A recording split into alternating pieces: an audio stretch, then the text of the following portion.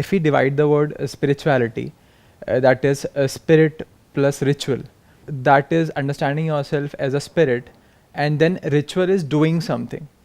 So आपके पहले sessions में when you started you said no, it is understanding is more important, you know. Then you have meditation videos also, then you have affirmations which are more ritual kind of thing. So आपके हिसाब से दोनों में से क्या important है?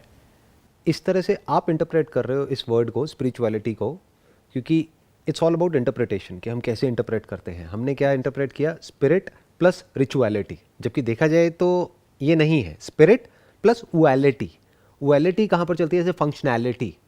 तो that is about something which defines the function of something that we call it as functionality. Okay. The process through which you can understand the spirit, या खुद को, और स्पिरिट भी जब हम वर्ड यहाँ पे यूज करते हैं तो we must be very clear, we are talking about ourselves. तो खुद को समझने का जो प्रोसेस है, वैसे तो कोई प्रोसेस नहीं है, लेकिन आप कह सकते हो जो तरीका है. और मज़े की बात क्या है, कोई तरीका भी नहीं है. तो खुद को समझने की जो जर्नी है उसको स्पिरिचुअलिटी कह सकते हैं. Okay. क्योंकि वर्ड्स की अपनी लिमिटेशंस हैं. Yes.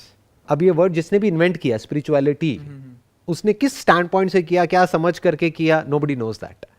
Okay. But all I am saying is कि word is not the thing. हमें वर्ड्स में उलझ करके नहीं रह जाना है. Okay. ये देखना है कि वर्ड्स इशारा किस तरफ कर रहे हैं. बहुत बार वर्ड्स गलत भी होते हैं. जैसे बहुत सारे वर्ड्स ऐसे हैं संस्कृत में और हिंदी में जिसका प्रॉपर कोई वर्ड है ही नहीं इंग्लिश की डिक्शनरी में. तो अगर आप इंग्लिश में उसको डिफाइन करेंगे तो उसका जो मीनिंग है, जो क्रक्स है, जो एसेंस है, वो ही मर जाएगा. तो उसको उसी लैंग्वेज में समझना पड़ेगा जहाँ से वो वर्ड ओरिजिन हुआ है, जहाँ से वो वर्ड क्रिएट हुआ है. Okay. और वो वर्ड भी एब्सोल्यूट नहीं है, because word is not the thing. जैसे word air is not air, दोनों में फर्क है ना. एयर है which we can feel it, Yes. We are breathing. Yeah. But is word air the same as air? It's different. Very different. तो word is not the thing. Spirituality में सबसे पहले ये समझना होता है. नहीं तो हम क्या होता है, हम वर्ड्स में उलझ करके रह जाते हैं. बहुत लोग वर्ड को ही अंडरस्टैंडिंग समझ लेते हैं. पढ़ लिया और लगा कि हाँ मुझे तो समझ आ गया है, थोड़ा सुन लिया और लगा कि मुझे तो समझ आ गया है. That is all in the realm of thought. Words क्या है, बेसिकली अंदर कुछ भरा हुआ है, बाहर कुछ है, कुछ लिखा हुआ है, वो सब अंदर चला गया, खत्म. अगर मैं आपको एक सिंपल एग्जांपल दूं, have you ever been to Alaska या have you ever been to Switzerland? No. आप वहां जब जाओगे तो वहां पर जा करके जो एक्सपीरियंस होगा, is it the same as जो भी आप वहां के बारे में सुन रहे हो या पढ़ रहे हो या सोच रहे हो? No. तो एक्सपीरियंस कुछ और है और वर्ड कुछ और है. The word Switzerland is not the actual Switzerland. उसके लिए वहां जाना पड़ता है. Okay. वहां जा करके फिर समझ आता है कि एक्चुअल में वो क्या है. तब तक जो भी हमको उसके बारे में लग रहा है वो एक इमेजिनेशन है, और जब वहां जाते हैं तो वो एक रियलिटी है. Okay. तो इस बात को ध्यान से पहले समझना है कि स्पिरिचुअलिटी मतलब क्या, what is spirituality, why spirituality. खुद को समझने का जो तरीका है, खुद को समझने की जो जर्नी है, ये जो क्वेश्चन है कि मैं कौन हूँ, हु एम आई, इसको आप बोल सकते हैं the beginning of spirituality. Okay. It has got nothing to do with rituals, because rituals is all about going round and round in a pattern. Ritual मतलब क्या, कि आप कुछ फॉलो कर रहे हो. इसमें कुछ फॉलो तो करना ही नहीं है, ना खुद कुछ करना है ना किसी और को फॉलो करना है. Okay. उसके पीछे रीजन भी बता देता हूँ क्या है. अगर आपको यहां से कहीं और जाना हो तो उसका एक प्रोसेस हो सकता है. उसके लिए आपको किसी रिचुअल को फॉलो करना पड़ेगा, किसी मोड ऑफ ट्रांसपोर्टेशन के थ्रू वहां पर जाना पड़ेगा, किसी सिस्टम को फॉलो करना पड़ेगा, किसी ना किसी इंसान को फॉलो करना पड़ेगा, उसकी डायरेक्शंस को फॉलो करना पड़ेगा. बट अगर आपको यहां से यहीं जाना है, अब कौन सा रिचुअल काम आएगा? कोई नहीं. फॉर एग्जाम्पल ये लाइट है. अब ये समझने के लिए कि ये लाइट है और वो यहीं है, कौन सा रिचुअल काम आएगा? क्या करोगे? कौन सा ताबीज़ पहनोगे? कौन सी मेडिटेशन करोगे? कौन सी प्रैक्टिस करोगे? कौन से आसन करोगे? क्या करोगे जिससे कि ये समझ आ जाएगी ये लाइट है? तो understanding of something has got nothing to do with any kind of ritual whatsoever it is. हाँ, रिचुअल से क्या होता है, कुछ देर के लिए हमको एक काम माइंड मिल जाता है जैसे आपका माइंड बहुत ज़्यादा रेस्टलेस है, योगा कर लो, प्राणायाम कर लो, माइंड थोड़ी देर के लिए पीसफुल हो जाएगा. Okay. तो you can call it a stepping stone towards understanding, but उसका डायरेक्ट अंडरस्टैंडिंग से कोई कनेक्शन नहीं है. Okay. बहुत But लोग first हैं वो step है. रिचुअल्स करते हैं और वहीं पे फंसे रह जाते हैं. हाँ. एक्चुअल में वो फर्स्ट स्टेप भी नहीं है, उन लोगों के लिए है वो फर्स्ट स्टेप जिनका आप कह सकते हो माइंड बहुत ही ज्यादा रेस्टलेस है. Okay. तो उनको थकाना पड़ेगा कुछ करके. हम्म. जैसे अगर आप पार्क में जॉगिंग करते रहो 2 घंटे तक, तो क्या होगा उसके बाद में? माइंड ब्लैंक हो जाएगा, थक जाओगे पूरी तरह से, तो आप बैठ जाओगे. तो उस वक्त देयर इज अ पॉसिबिलिटी कि आपका माइंड रिलैक्स है, अब आप शायद समझ सकते हो. बट जरूरी नहीं है थक करके ही आदमी समझ पाए. जिसको समझना है वो बिना थके भी समझ सकता है. आप समझ गए रिचुअल का मतलब? कि ऐसा नहीं है आप 2 घंटे भागोगे उसके बाद ही आपको समझ आएगा, या उसके बाद ही आपका माइंड रिलैक्स होगा. जिसके अंदर इंटरेस्ट होता है उसको इंस्टेंटली समझ आ जाता है. Okay. जैसे आपको कोई सब्जेक्ट समझना है अपने कॉलेज में, तो उसके लिए क्या करना पड़ेगा? भागना पड़ेगा पार्क में जाकर के, कोई रिचुअल फॉलो करना पड़ेगा, कोई एक्सरसाइज करनी पड़ेगी, क्या करना पड़ेगा? उस सब्जेक्ट में इंटरेस्ट होना चाहिए ना. तो जिसका इंटरेस्ट है इस टॉपिक में, जो इसकी सिग्निफिकेंस को देख पा रहा है, उसको कुछ करने की जरूरत नहीं है. वो सुनेगा और उसको समझ आ जाएगा with in the fraction of a second. यहीं अभी की अभी सब समझ आ जाएगा. क्योंकि आप कहाँ हो? यहीं हो. आप कब हो? अभी हो. Okay. तो अब उसके लिए क्या करोगे? Yeah. तो इट्स ऑल अबाउट अंडरस्टैंडिंग. जैसे फंक्शनैलिटी क्या है?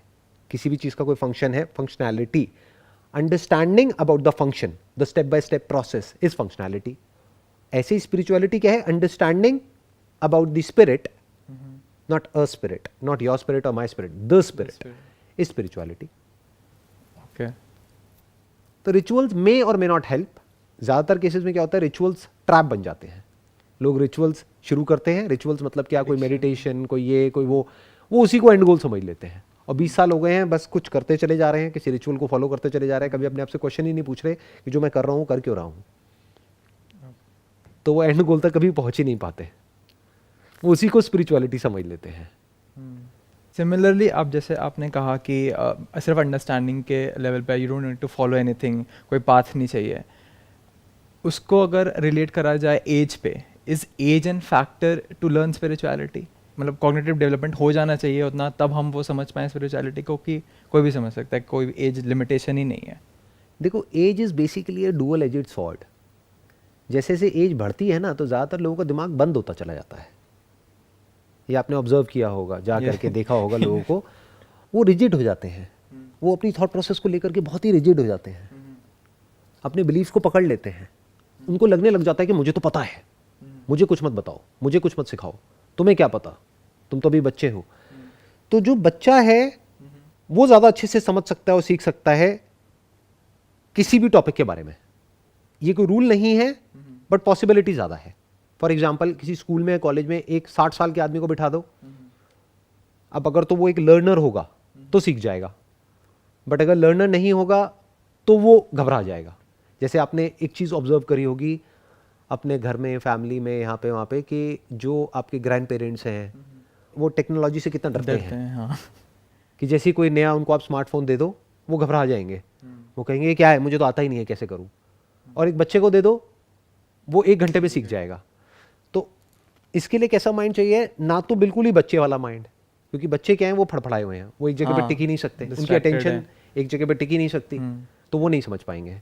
ठीक है.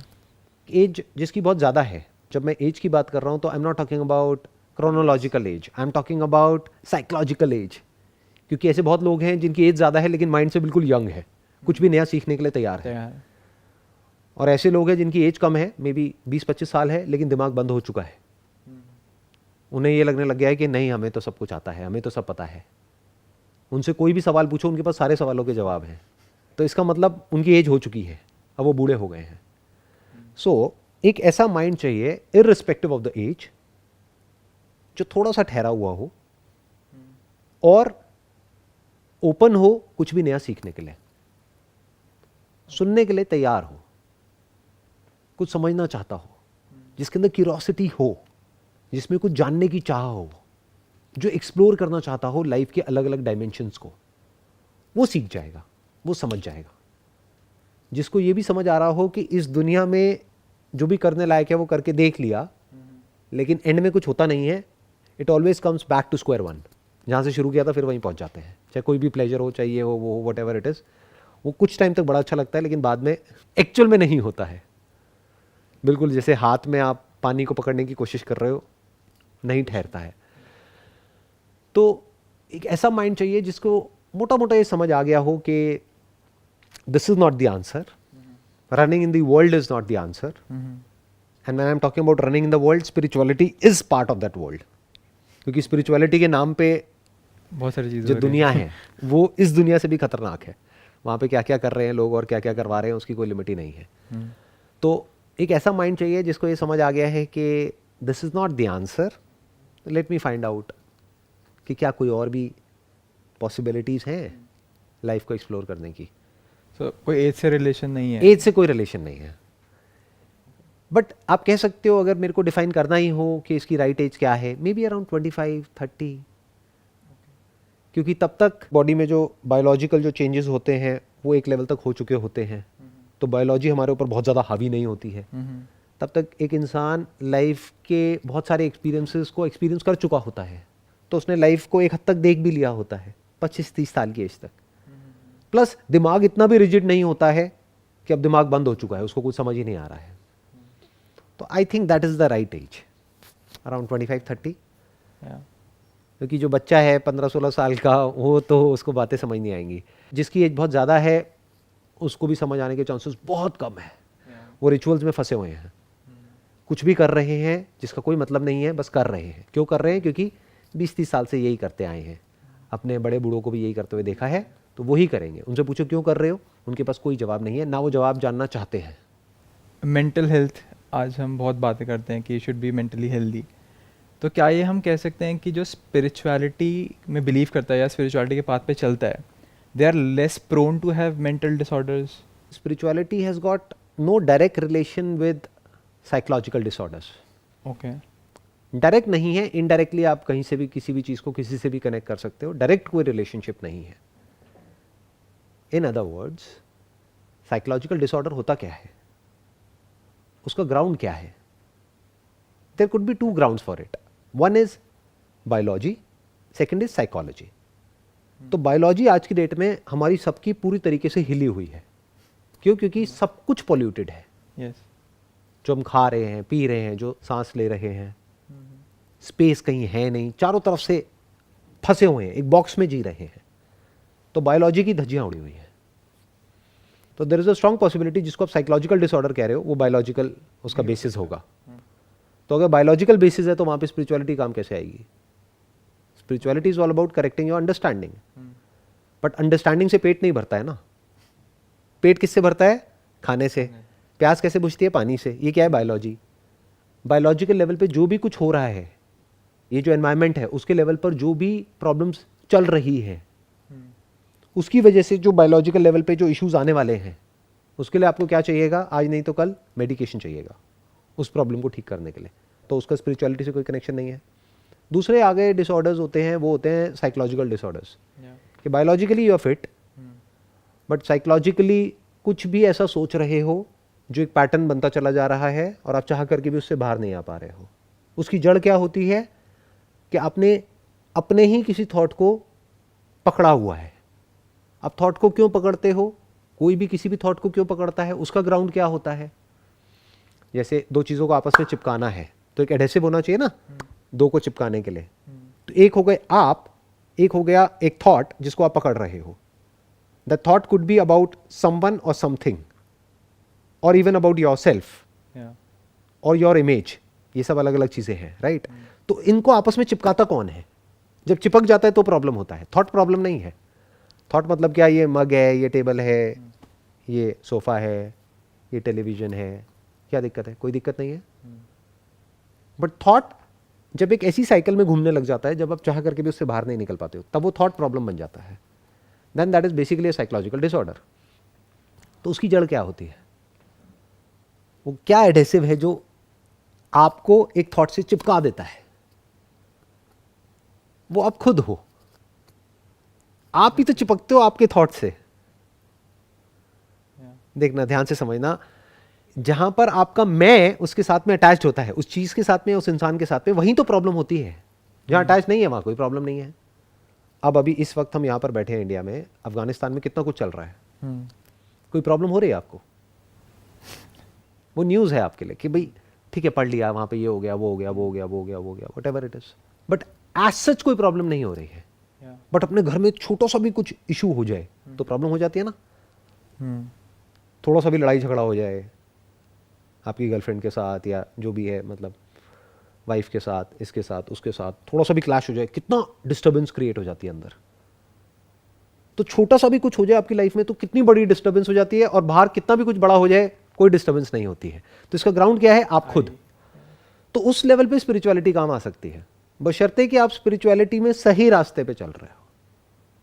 यानी पहले आप समझ रहे हो स्पिरिचुअलिटी क्या है, फिर आगे बढ़ रहे हो। अगर स्पिरिचुअलिटी का मतलब ये समझते हो यहाँ जाना, वहाँ जाना, इस गुरु को फॉलो करना, ये करना, वो करना, तो कुछ नहीं बदलता है, उल्टा लाइफ और कॉम्प्लिकेट हो जाती है। क्योंकि अब दो क्रिएट हो गए हैं, आपकी दो जिंदगियां क्रिएट हो गई है। एक आपकी स्पिरिचुअल लाइफ है, एक सो कॉल्ड मटीरियलिस्टिक लाइफ है। इन दोनों में क्लैशेस शुरू हो जाते हैं। ऐसे बहुत लोगों को मैंने देखा है। पता लग रहा है घर में लड़ाई हो रही है, किस लिए? क्योंकि जो हस्बैंड है वो कह रहा है कि मुझे वहाँ जाना है, वो कह रही है नहीं वहाँ नहीं जाना है, मूवी देखने चलना है। अब वो बेचारा समझ ही नहीं पा रहा कि मैं यहाँ जाऊँ या वहाँ जाऊँ। तो ये तो स्पिरिचुअलिटी और फंसा रही है उसको। फिर उसके माइंड में थॉट्स आ रहे हैं, क्यों ना मैं सब कुछ ही छोड़ दूँ और फिर वहाँ चला जाऊँ। उससे क्या हो जाएगा? उससे कुछ होता है क्या? आप कह रहे हो नहीं, बट वो ही समझ सकता है इस बात का सच जिसने एक्चुअल में सब कुछ छोड़ दिया है और ऐसे जी रहा है कि कहीं भी कुछ भी नहीं है। वो एक्चुअल में समझ सकता है कि उसकी वजह से क्या होता है। Because we are all social beings, हमें एक कनेक्शन चाहिए। ये बहुत डीपर लेवल पे जा करके जब आप अपने अंदर झांक करके देखोगे ना, तब समझ आएगा आपको ये कितना इंपॉर्टेंट है। We want to be connected with the whole, with the other person. हम सब जुड़ना चाहते हैं, जुड़ने को योग बोलते हैं।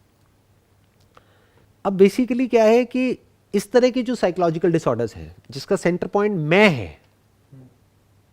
क्योंकि आपके सारे डिजायर्स और सारे फियर्स की जड़ वो मैं है। सारी जितनी भी आपकी क्रेविंग्स है और एवर्जन्स है उसकी जो जड़ है वो मैं है, eight a psychological level, not at a biological level.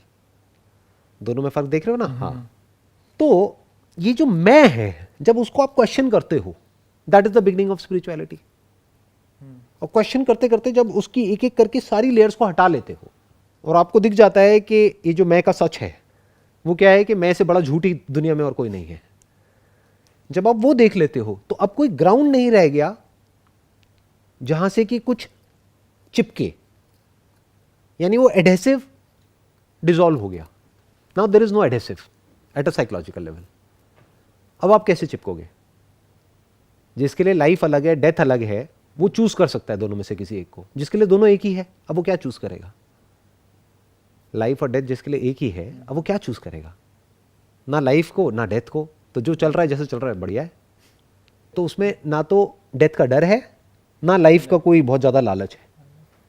अब वो सब कुछ करेगा। वो क्यों करेगा? क्योंकि खेल है, टाइम पास करना है तो कुछ तो करना ही है ना। बिल्कुल ऐसे जैसे कि समुद्र के किनारे हम घरौंदा बना रहे हैं, पता है थोड़ी देर में लहरें आएंगी, सब मिटा के चली जाएंगी, कल सुबह तक नहीं बचेगा।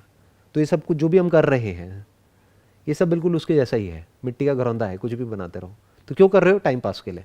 बस आप में और औरों में इतना सा फर्क होगा अगर आपकी स्पिरिचुअल अंडरस्टैंडिंग ठीक होगी तो, जिसकी वजह से आप अपने फ्लॉज को भी एक्सेप्ट कर लोगे, औरों के फ्लॉज को भी एक्सेप्ट कर लोगे, और जो भी अपनी सो कॉल्ड अच्छाइयाँ हैं उसको ज़रूरत से ज़्यादा इंपॉर्टेंस नहीं दोगे। हाँ ना, ये दो प्रॉब्लम होती है। अपने डिज़ायर्स, अपने फियर्स, कुछ नहीं है, ठीक है। मतलब क्या कि अब आपके अंदर से कुछ भी बदलने की चाह मिट जाएगी। Nothing to do, nowhere to go, nothing to achieve. Then you will be like a free soul कि हाँ ठीक है चल रहा है। और फ्रीडम का मतलब हम क्या समझते हैं कि फ्रीडम मतलब मैं फ्री हो गया। अरे नहीं, even bondage is a part of freedom. आपको अपनी बॉन्डेज भी नजर आ जाएगी। When you are in this body you are bound ना by the pains of this body. कल को ऐसी बीमारी होगी जिसकी वजह से पेन हो रहा है तो आप फ्री कहाँ हो? But you are okay with that also. What comes with this package, ये पूरा पैकेज है एक तरीके से, गुड और बैड का, सो कॉल्ड पेन और प्लेजर का। तो you will be okay with this whole package. Sir ये जो क्वेश्चन आपने बोला, questioning the I, so I have seen lot of people कि दे हैव दैट, जो इनिशियली स्टार्ट करते हैं क्वेश्चन करना, तो सेल्फ डाउट, एनजाइटी, ये सब चीज़ें आ जाती हैं. तो वो कोई वो नहीं लेना चाहता, सब एंड प्रोडक्ट पे जाना चाहते हैं, जो कि वो इनर पीस होता है. जैसे कि बहुत हमारे उसमें पुराणों में भी लिखा हुआ है कि जैसे जो समुद्र मंथन जैसे हुआ था, तो ऐसे मन मंथन भी होता है. तो वो पहले का जो विश होता है, जो सेल्फ डाउट का, एनजाइटी का, वो कोई नहीं लेना चाहता. सब उसको करना चाहते हैं एंड रिजल्ट को. तो वो अगर किसी को क्वेश्चनिंग करनी है तो उससे कैसे इवेट करा जाए, या फिर उससे कैसे कोप अप करा जाए या कॉम्बैट करा जाए? नहीं, वो एक्चुअल में विश नहीं है, ध्यान से समझना है. वो जो समुद्र मंथन हुआ था उसमें से विश निकला था, अमृत निकला था. जो विश था वो असुरों को दे दिया गया था, और जो अमृत था वो देवताओं ने लिया था. तो ये असुर क्या है? असुर, जिसकी ज़िंदगी में कोई सुर नहीं है. सुर क्या है? अब वो आपको समझना पड़ेगा. इस ब्रह्मांड में एक सुर है जो उसके साथ में जुड़ा हुआ है, वो सुर है. सुर देवता को भी बोलते हैं. जो उससे कटा हुआ है वो असुर है. तो वो सुर क्या है? इस पूरे यूनिवर्स का एक रिदम है, एक म्यूजिक है, उसके साथ में कनेक्ट होना होता है. तो जो अमृत निकला वो अमृत क्या है, और विष क्या है? विष मतलब विषय, जहां पर हम सब एंटैंगल्ड हैं. यानी इस दुनिया की चीजें, इस दुनिया के लोग, ये सब विषय है. ये विष के समान है.